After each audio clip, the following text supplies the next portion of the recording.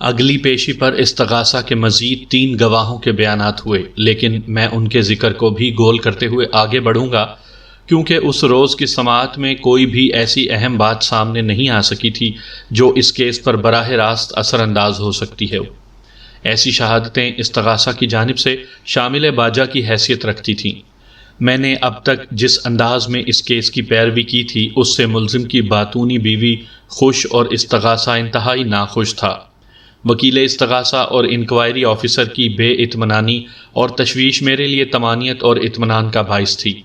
جج نے 15 روز بعد کی تاریخ دے کر عدالت برخاست کر دی۔ منظر اسی عدالت کا تھا اور گواہوں والے کٹہرے میں استغاثہ کا ایک اہم گواہ مسٹر یزدانی کھڑا تھا۔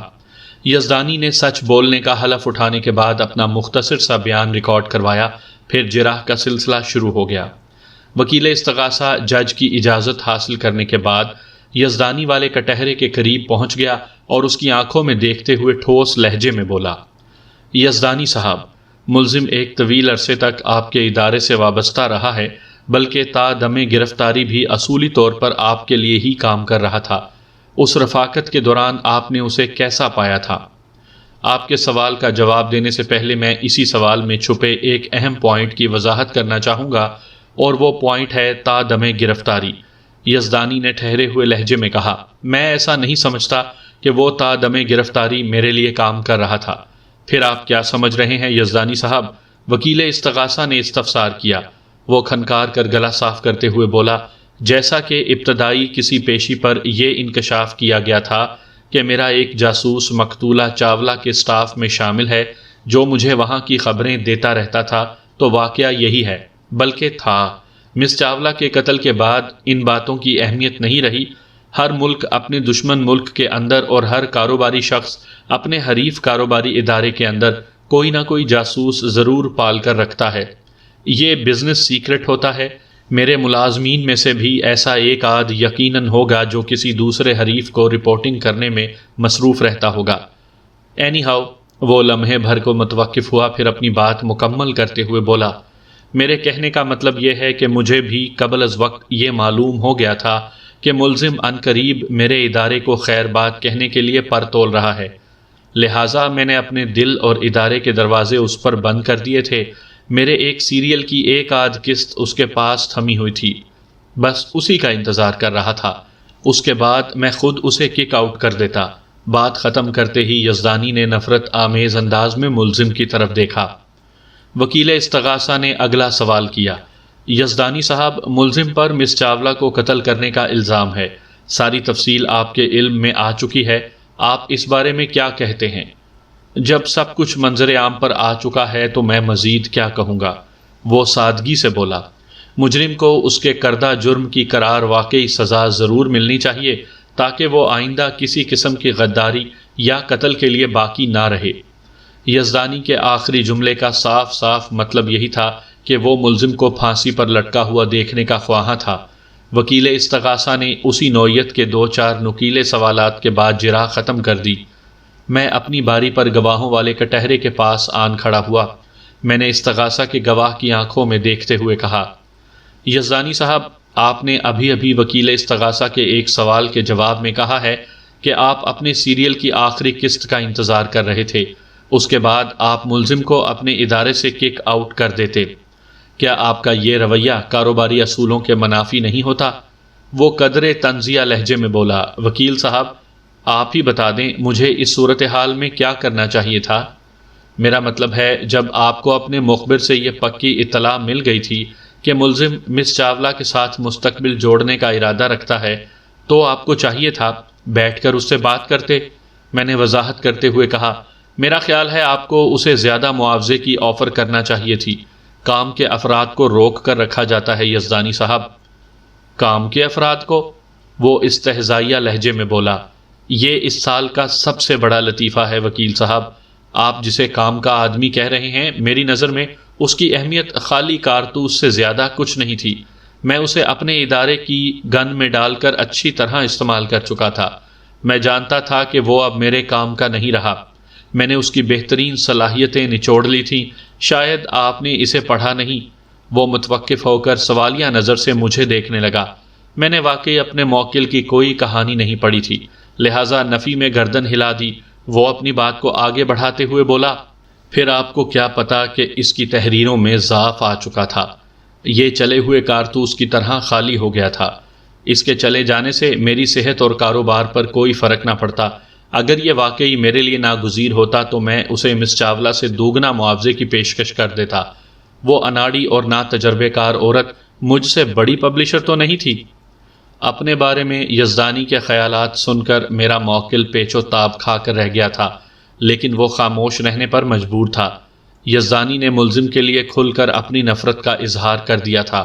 میں نے 1-2 سوالات کے بعد جرح ختم کر دی۔ اگلی گواہی مسٹر جمی کی تھی۔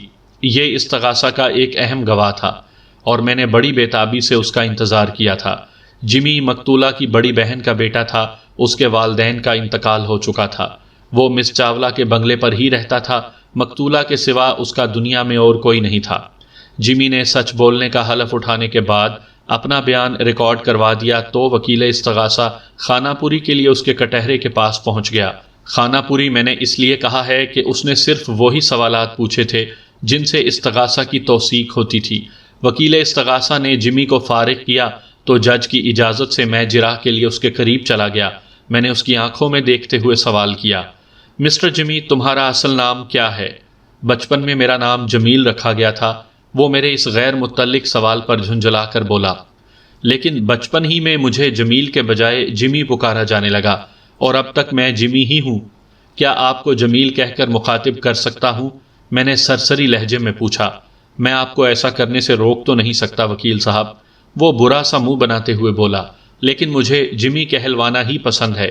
اوکے مسٹر جمی، میں نے تفریحی انداز کو خیر بات کہتے ہوئے فوراً سنجیدگی اختیار کر لی اور استغاثہ کے گواہ کو گھسنے کا آغاز کر دیا۔ میرے موکل کا کہنا ہے کہ وہ وقوعہ کی شام کو 7 بجے مقتولہ کے بنگلے پر پہنچا تھا، لیکن آپ کا بیان ہے کہ وہ 8 بجے وہاں پہنچا تھا۔ آپ کا موکل جھوٹا ہے، وہ درست لہجے میں بولا۔ میں جو کچھ کہہ رہا ہوں وہی درست ہے۔ میرے موکل کے مطابق آپ نے اسے ریسیو کیا اور لے جا کر بنگلے کے ڈرائنگ روم میں بٹھا دیا۔ میں نے بدستور اس کی آنکھوں میں دیکھتے ہوئے کہا، جبکہ آپ کا دعویٰ ہے کہ آپ اسے سیدھے مقتولہ کے بیڈ روم میں لے گئے تھے کیونکہ مقتولہ نے آپ کو کچھ اسی قسم کی ہدایات کر رکھی تھی۔ جی ہاں، آنٹی نے مجھے یہی ہدایت کی تھی، اس نے مختصر سا جواب دیا۔ مسٹر جمی، استغاثہ کے مطابق مقتولہ مس چاولہ نے آپ کو ملزم کے بارے میں سب کچھ بتا رکھا تھا۔ میں نے سلسلہ سوالات کو دراز کرتے ہوئے کہا، مثلاً تمہیں معلوم تھا کہ ملزم اس روز کس مقصد سے وہاں آیا تھا، تمہیں پتا تھا کہ اس سے قبل بھی ملزم اور مقتولہ میں متعدد ملاقاتیں ہو چکی تھیں۔ مقتولہ نے تمہیں ملزم کے گھر کے ایڈریس سے بھی آگاہ کر رکھا تھا۔ جب ہی تمہاری نشاندہی پر ملزم کو پولیس نے اس کے گھر سے گرفتار کر لیا اور تم ہی وہ آدمی ہو۔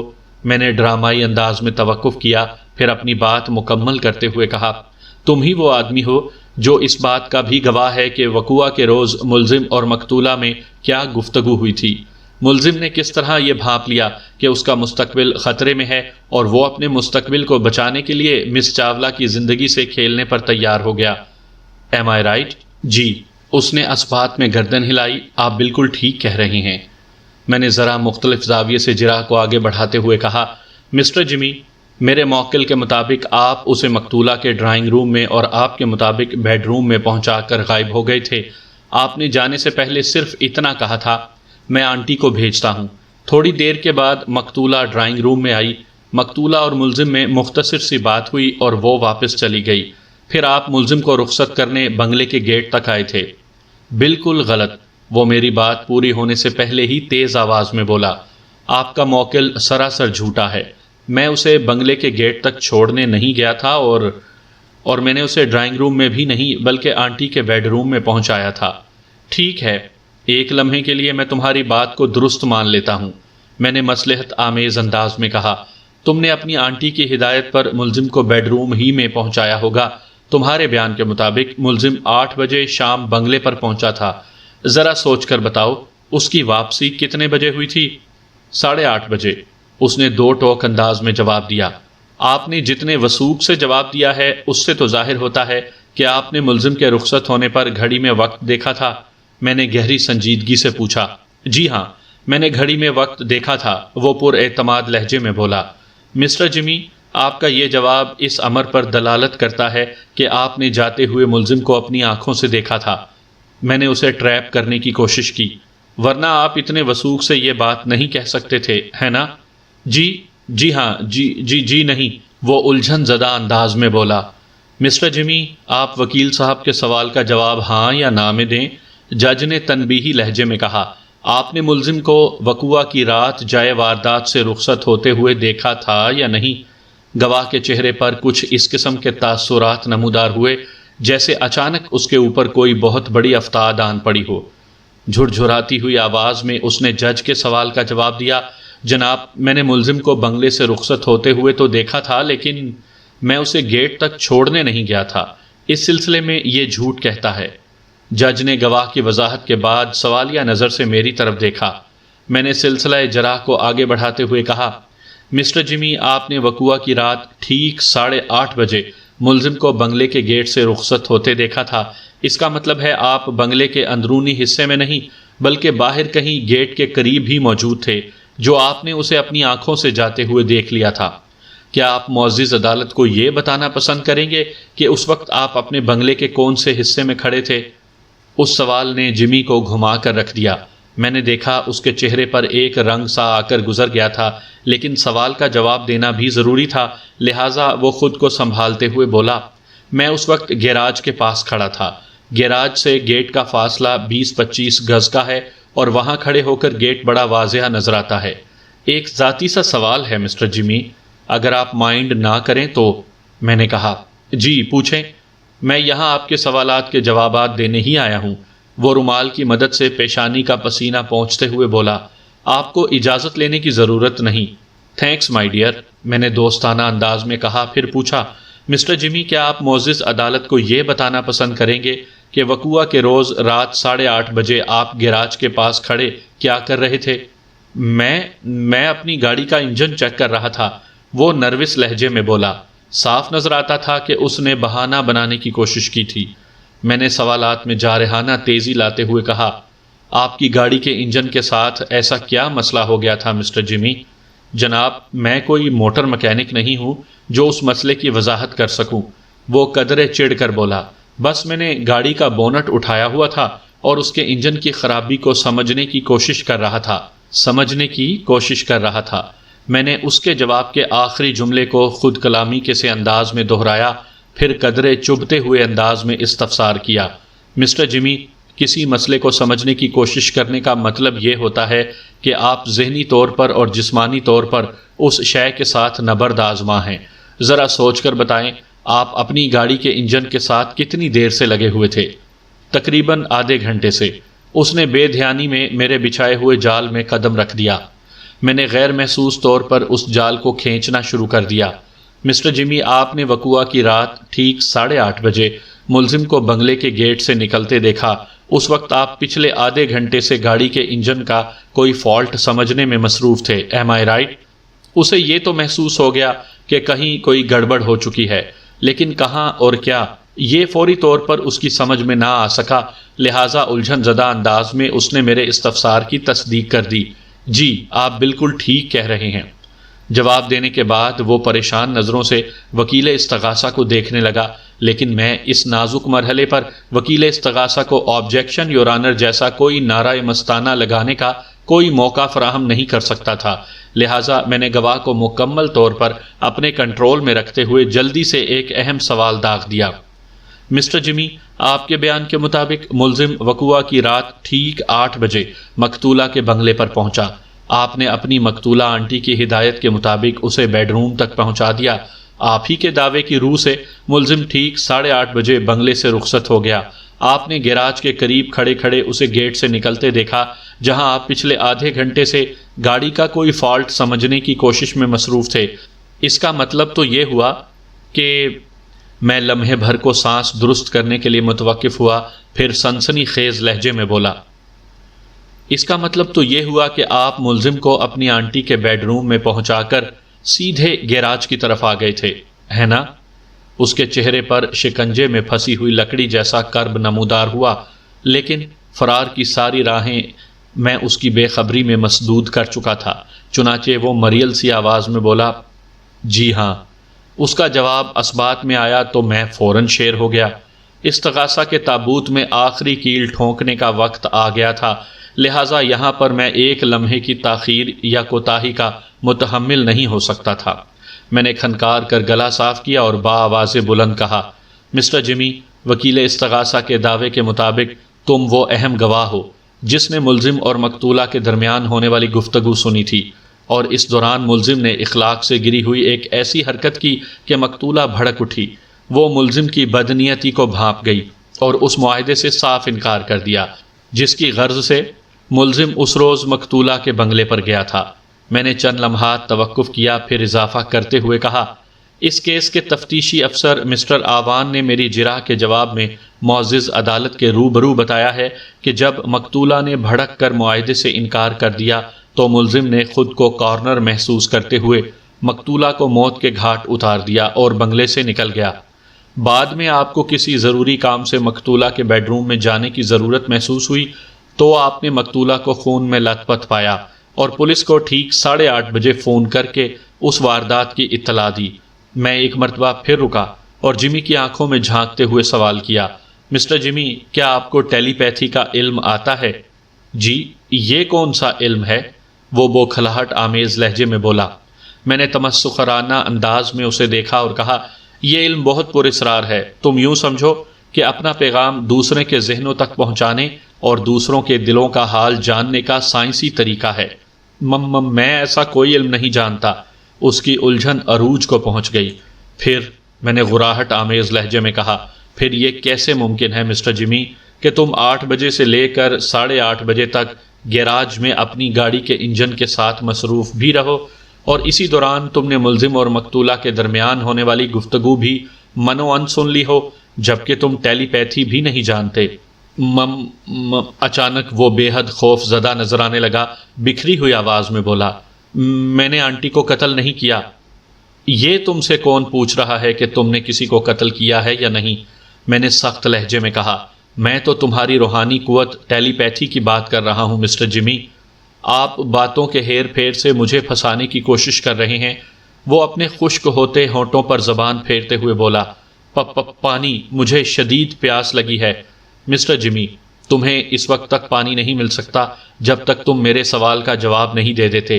میں ایک ایک لفظ پر زور دیتے ہوئے دھمکی دار لہجے میں بولا، ایک مرتبہ پھر سن لو، اگر تم وقوع کی رات 8 اور 8:30 بجے کے درمیان گیراج میں اپنی گاڑی کے انجن کا فالٹ سمجھنے کی کوشش میں مصروف تھے تو پھر تم نے ملزم اور مقتولہ کے درمیان ہونے والی اخلاقی اور غیر اخلاقی باتیں کیسے سن لیں؟ گیراج میں کھڑے کھڑے تو یہ کام ممکن نہیں، اور ٹیلی پیتھی کی صلاحیت سے تم انکاری ہو۔ اب ایک ہی صورت باقی رہ جاتی ہے۔ میں نے تھوڑا توقف کیا، پھر اضافہ کرتے ہوئے کہا کہ تم سراسر جھوٹ بول رہے ہو، اور ایسا تم صرف اسی صورت میں کر سکتے ہو کہ ملزم کے بنگلے سے رخصت ہونے کے بعد تم نے اپنی آنٹی کو قتل کیا ہو۔ وہ کٹہرے کی ریلنگ تھامے کھڑا تھا۔ میرے اس کاری وار نے اس کی ٹانگیں بے روح کر دیں۔ اگلے ہی لمحے وہ کپ کپاتے ہوئے وجود کے ساتھ کٹہرے کے فرش پر بیٹھ گیا۔ جمی کی ایسی حالت بے پناہ خوف کے باعث ہوئی تھی، عمر بھر جیل میں سڑنے کا خوف، اور اس کی یہ کیفیت عدالت کو سب کچھ سمجھانے کے لیے کافی تھی۔ مجھے مزید کچھ بھی کہنے کی ضرورت نہیں تھی۔ استغاثہ کی عمارت اس بنیاد پر قائم تھی کہ جمی نے وقوع کے روز ملزم اور مقتولہ کی گفتگو سن لی تھی، جس کے اختتام پر ایسی بدمزگی ہوئی کہ ملزم اپنے مستقبل کو غیر محفوظ سمجھتے ہوئے مقتولہ کی جان لینے جیسا انتہائی اقدام اٹھانے پر مجبور ہو گیا، اور میں نے اپنی جرح سے استغاثہ کی بنیاد کو کھوکھلا کر ڈالا تھا۔ آئندہ پیشی پر عدالت نے میرے موکل کو باعزت بری کر دیا۔ گزشتہ پیشی پر عدالت میں جو صورتحال دیکھنے کو ملی، اس کی روشنی میں عدالت نے استغاثہ کے گواہ جمی کو شامل تفتیش کرتے ہوئے پولیس کو نیا چالان پیش کرنے کا حکم دیا۔